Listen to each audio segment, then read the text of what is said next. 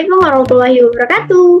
Halo, perkenalkan nama saya Arika Fadliah dengan NIM 23061122232 dari jurusan Teknologi Pertanian, Prodi Teknologi Hasil Pertanian, Fakultas Pertanian, Universitas Riau. Nah, tujuan dibuatnya video ini adalah untuk memenuhi tugas praktikum mata kuliah Teknologi Pengemasan dengan asisten laboratorium Kak Novita Angelina Sitio dan Kak Yuni Dwi Jahmawati. Adapun tujuan dari praktikum ini adalah yang pertama, pengenalan pengujian transmisi uap air melalui plastik pengemas. Yang kedua, menentukan kecepatan transmisi uap air dari beberapa contoh bahan pengemas pada temperatur dan kelembaban tertentu.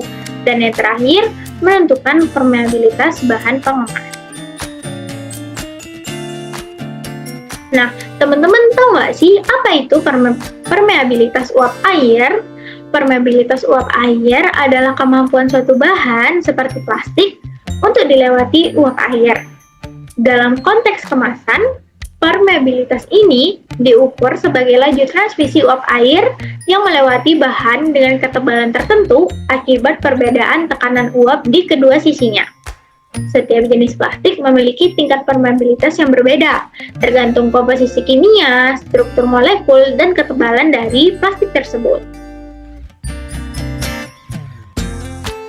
Nah, permeabilitas uap air ini memiliki beberapa fungsi.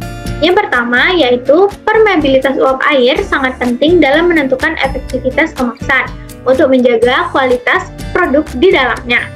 Yang kedua, plastik dengan permeabilitas rendah dapat menjaga kadar air produk tetap stabil, sehingga tekstur, rasa, dan aroma produk tetap terjaga lebih lama.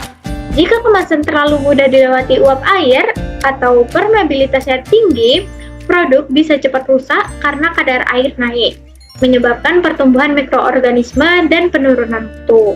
Permeabilitas juga berperan dalam memperkirakan umur simpan produk dan mencegah kerusakan akibat perubahan kelembaban.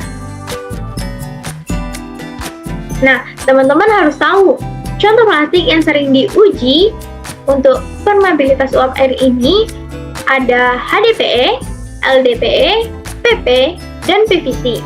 Dari keempat plastik tersebut, HDPE umumnya punya permeabilitas paling rendah, artinya paling baik menahan uap air, sedangkan PVC biasanya permeabilitasnya paling tinggi.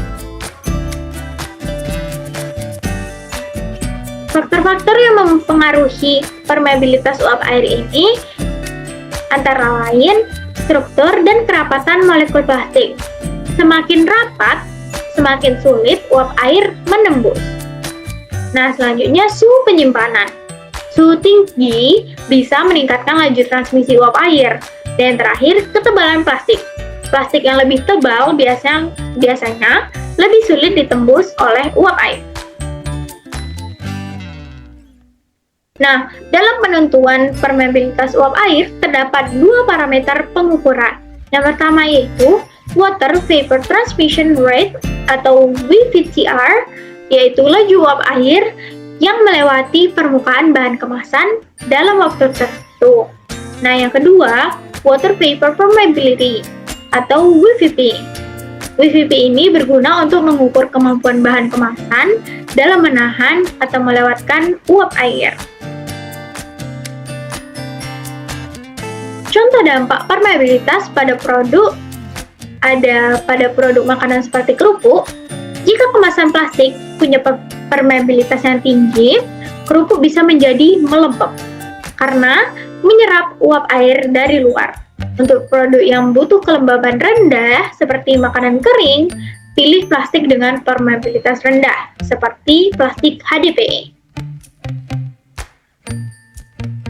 Sekian pemaparan materi tentang permeabilitas uap air. Semoga bermanfaat. Akhir kalam, wassalamualaikum warahmatullahi wabarakatuh. Dah.